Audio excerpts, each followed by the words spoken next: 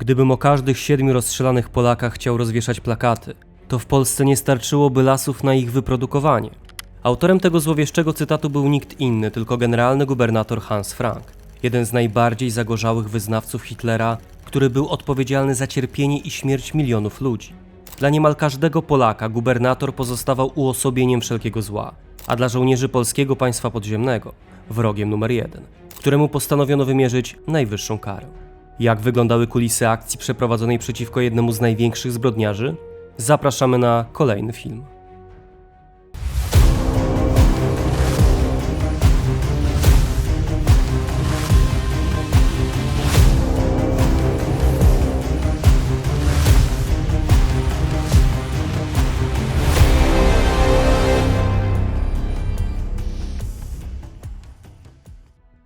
Mecenasem dzisiejszego odcinka jest pan Hubert Walas.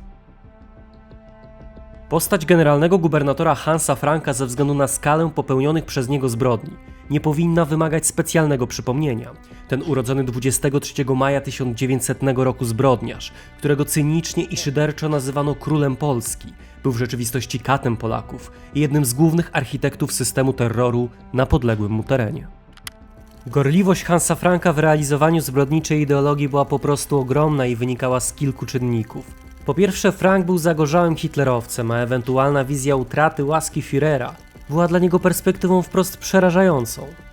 Po drugie, gubernator miał poważnych rywali w osobach Heinricha Himmlera i Hermana Göringa, którzy regularnie podważali jego pozycję i niejako prowokowali Franka do ciągłego udowadniania swojej przydatności. Mimo tego, że od wczesnych lat 20. Frank pełnił funkcję doradcy prawnego Adolfa Hitlera i obrońcy narodowych socjalistów w toczonych przeciwko nim procesach, nigdy nie zasilił najbardziej ścisłego kręgu wodza, co prawdopodobnie silnie odbijało się na jego poczuciu własnej wartości. Mimo to był bardzo posłuszny, co przyniosło mu zresztą wymierne korzyści. Wraz z otrzymaniem godności kanclerza Hitler mianował Franka ministrem sprawiedliwości Bawarii i ministrem stanu w rządzie Rzeszy, za co ten z pełną uniżonością okrywał dyktaturę Führera majestatem prawa. Gdy doszło do dzielenia łupów po agresji na Polskę, przy stole zdobywców nie zabrakło Hansa Franka.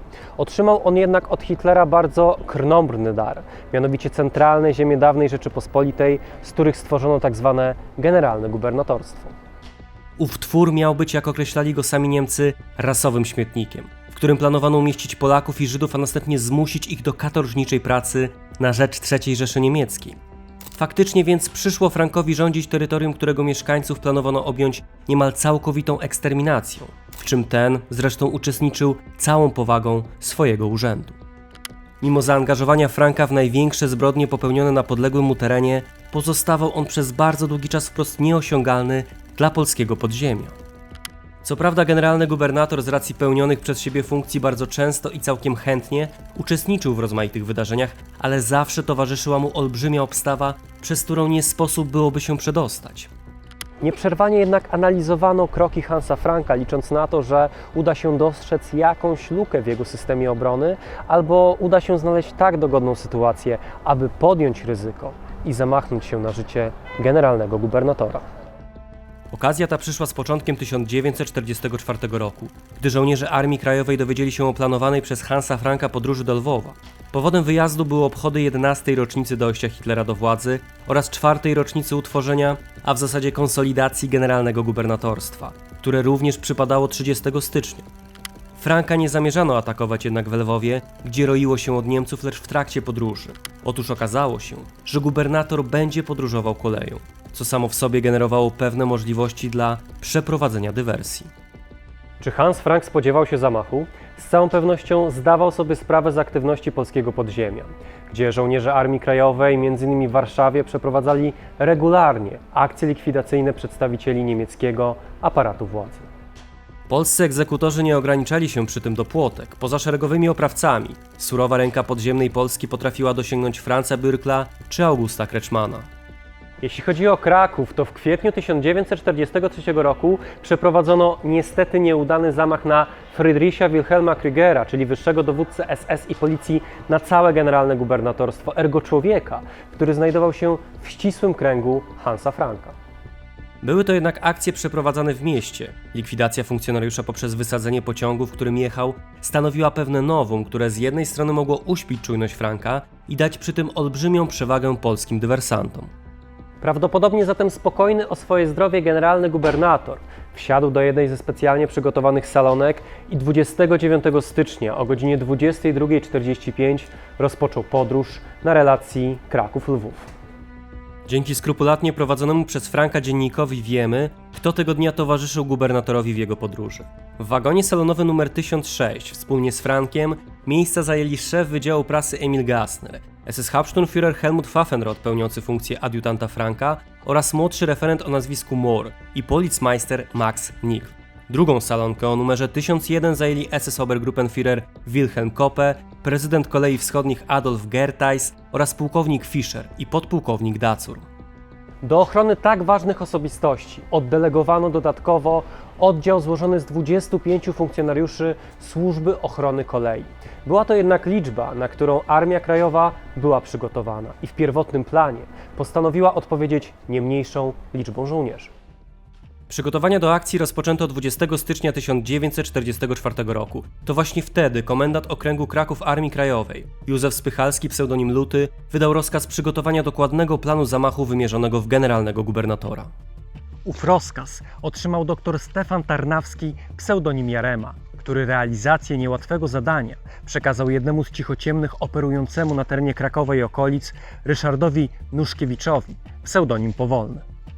Dzięki jego relacji wiemy, że plan od początku składał się z dwóch kluczowych części, czyli wysadzenia niemieckiego pociągu wojskowego oraz przygotowania i przeprowadzenia zasadzki ogniowej. Pierwsza część zadania wymagała znalezienia dogodnego miejsca na połączeniu kolejowym, najlepiej zakrętu, który dałby odpowiednio dużo czasu na przeprowadzenie detonacji.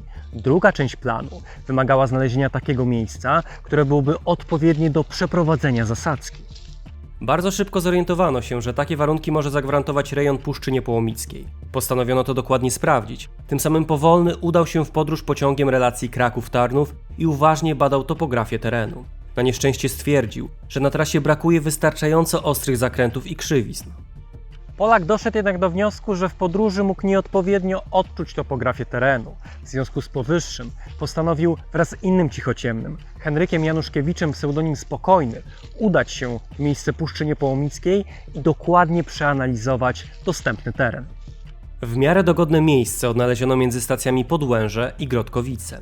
Krzywizn co prawda nie odnaleziono, ale uznano, że wystarczającym atutem dla dywersantów będzie pobliski zalew wodny oraz rozległy las, w którym błyskawicznie będzie można się schronić. Cichociemni naszkicowali plan i przedstawili go Lutemu, który zaakceptował pomysł i wyznaczył dowódcę akcji. Został nim major Stanisław Więckowski, pseudonim Wąsacz, oficer łącznikowy sztabu okręgu Armii Krajowej. Na jego zastępcę wyznaczono świetnie zaznajomionego z akcją Powolnego, któremu dodatkowo nakazano nadzorowanie robót minerskich. Zbiórkę wyznaczono na 29 stycznia o godzinie 19 w Zagajniku nieopodal miejscowości Cudów, z której nastąpić miał wymarsz w kierunku oddalonego o 1,5 kilometra miejsca akcji. Gdy już pojawił się pociąg, 5-osobowy patrol minerski miał zdetonować ładunek pod przejeżdżającym pociągiem od strony północnej, a 25-osobowa grupa uderzeniowa ostrzelać pociąg i obrzucić go granatami od strony południowej. Po wszystkim żołnierze mieli przeprowadzić odskok w kierunku Wieliczki Łapanowa, w czym dodatkowo pomóc miał im specjalny 6-osobowy patrol z Niepołomic, który miał przeprowadzić upozorowany odskok po drugiej stronie akcji.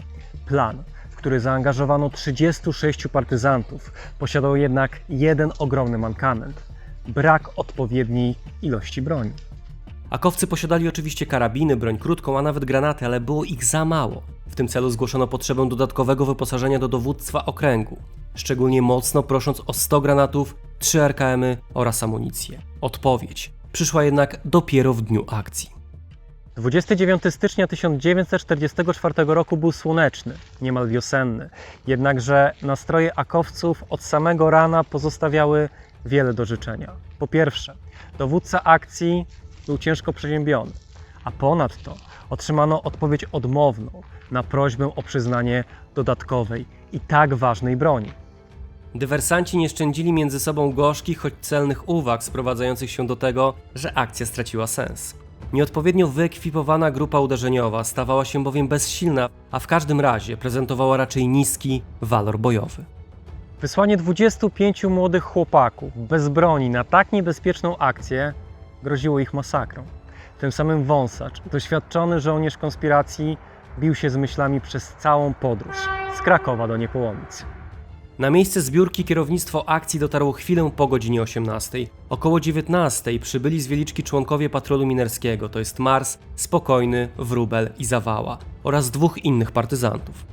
Brakowało jednak żołnierzy z formacji Błyskawica oraz Grom, którzy przybyli dopiero o 20:30. Ich spóźnienie wynikało z dużej aktywności niemieckich oddziałów w okolicy. Wąsacz zauważył, że zostało niewiele czasu na omówienie szczegółów zadania i przeprowadzenie aktualnego rozpoznania terenu akcji. W związku z powyższym postanowił on odwołać 25 partyzantów i prawdopodobnie większości z nich, ratując życie. W zgodzie z tą decyzją liczba uczestników stopniała do zaledwie 10 osób uzbrojonych w broń krótką. Mimo to realizację zamachu utrzymano w mocy, a około 21 wyruszono w kierunku nowego, bliższego miejsca akcji, a mianowicie toru znajdującego się około 50 metrów na zachód od wiaduktu kolejowego biegnącego nad drogą polną Brzezie-Niepołomice. Na miejscu okazało się, że seria niepowodzeń nie zakończyła się wraz z odwołaniem partyzantów. W pewnym momencie gorączka pokonała Wąsacza, który oddał dowodzenie Powolnemu. Czas naglił, a pozostali partyzanci zajęli wyznaczone pospiesznie miejsca. Ubezpieczenie od strony zachodniej, czyli Krakowa, przejęli Kazimierz Lorys pseudonim Zawała, Józef Szlachetka pseudonim Wrak i Józef Borkowski pseudonim Kruk, który otrzymał również zadanie zasygnalizowania nadejścia pociągu od strony Krakowa. Stronę wschodnią ubezpieczali Mieczysław Cieślik pseudonim Bąk oraz Władysław Bajer pseudonim Zemsta z zadaniem meldowania ustalonym hasłem głosowym ewentualnych zagrożeń. Do prac minerskich pozostawiono Spokojnego, Zygmunta Kaweckiego pseudonim Mars oraz Władysława Wiśniewskiego pseudonim Wróbel, którymi bezpośrednio dowodził Powolny.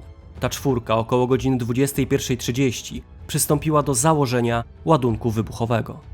W tym czasie bezpieczeństwu akowców zagroził patrol Banszucu, czyli ochrony kolei, którzy jednak nie zauważyli Polaków, dzięki czemu około godziny 22 ogłoszono gotowość do akcji. Nastała głęboka i gęsta cisza, którą 20 minut później przerwał łoskot pociągu. Hałas zaskoczył akowców. Maszyna jechała nieprzepisowym torem i jak się okazało, był to blef, mający na celu skontrolowanie trasy. Napięcie wśród Polaków było ogromne i trwało kolejne 50 minut. Z głębokich rozmyślań wszystkich wyrwał błysk latarki Kruka oraz turkot nadjeżdżającego pociągu. Od teraz wydarzenia potoczyły się błyskawicznie. Kruk wysłał kolejny znak oznaczający, że pociąg minął jego stanowisko. Sygnał odebrał Spokojny i przekazał go Marsowi, który nacisnął detonator oświetlany przez Powolnego. O 23:17 z toru kolejowego buchnął strumień ognia. Ryk eksplozji przerwał gęstą ciszę Puszczy Niepołomickiej, a podsypka pod torami wystrzeliła na wszystkie strony. Niestety, Mars popełnił falstart, który pogłębiła czujność maszynisty w porę hamującego maszynę. Mimo wszystko pociąg się wykoleił, zgiął jak harmonia i zatrzymał na pobliskim wiadukcie. Jadący pociągiem mieli więc pełne powody do obaw o własne życie. Mimo to gubernator przeżył, a niemieckie oddziały ubezpieczające błyskawicznie odpowiedziały ogniem.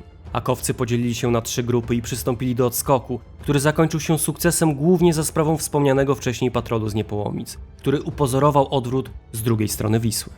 W pewnym momencie Wąsacz zaczął mocno niedomagać. Na szczęście pomogli mu Spokojny oraz Powolny i odprowadzili z miejsca akcji do jednej z wielickich chat, skąd nad ranem wyruszono w kierunku Raciborska, a stamtąd do dworu w Lusinie. Pociąg, którym jechał Frank, został co prawda zatrzymany, lecz cała akcja nie pokrzyżowała planów gubernatorowi, który po kilku godzinach wrócił do Krakowa, skąd wojskowym Junkersem odleciał do Lwowa. Próbę zamachu na Hansa Franka, mimo braku strat po stronie akowców, należy rozpatrywać w kategoriach porażki. Oczywiście można powiedzieć, że świadomość zaatakowania głównych dygnitarzy generalnego gubernatorstwa podniosła na duchu polskie społeczeństwo, jednakże jest to wartość, którą trudno zmierzyć. Faktem zaś pozostaje, że w odwecie za nieudaną akcję Niemcy rozstrzelali w Podłężu i Dębicy aż 100 Polaków, przywiezionych na egzekucję z krakowskiego więzienia przy ulicy Montelupich.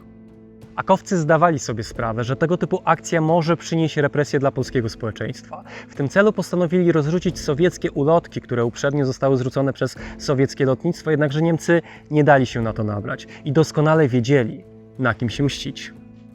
Pojawia się również pytanie, czy ten zamach w obliczu wszystkich przeszkód, jakie napotkali akowcy, począwszy od przeziębienia dowódcy, a skończywszy na braku dostaw broni i wykluczenia z udziału grupy uderzeniowej, miał w ogóle sens. Oczywiście trudno rozpatrywać decyzje podjęte przez ówczesnych przez własny pryzmat, tym niemniej ostateczna ocena zamachu na Hansa Franka nie powinna być pozbawiona krytyki. Dziękuję Państwu za uwagę i do zobaczenia w kolejnym odcinku. W dzisiejszym odcinku pragniemy serdecznie pozdrowić panie Annę Unruk-Cichoń, Urszulę Babiuch, Kamilę Lenarcik oraz Ewę Ogrodnik. Ponadto pragniemy pozdrowić panów Damiana Dziedzica, Kubę Szafrańskiego, Tomasza Sadurskiego, Piotra Borkiewicza, Krystiana Dziarka, Radosława Kuśmierza, Piotra Kośmidera, Michela Fendricha, Damiana Stasika, użytkownika Dźwiedziu, Huberta Walasa i kanał Good Times Bad Times, Krzysztofa Piotrowskiego, Kamila Kubowa, Pawła Łabno, Huberta Kędziorka, Dariusza Stelmaczonka, Adriana Flora oraz Rudolfa Miczkę. Pozdrawiamy również patronów Szne Witchen, Ezio Auditore da Firenze i Pawła Pawełkowicza. Zachęcamy do obserwowania naszych pozostałych mediów społecznościowych, na których znajdziecie wiele dodatkowych treści, ciekawostek, zapowiedzi odcinków i materiałów zza kulis.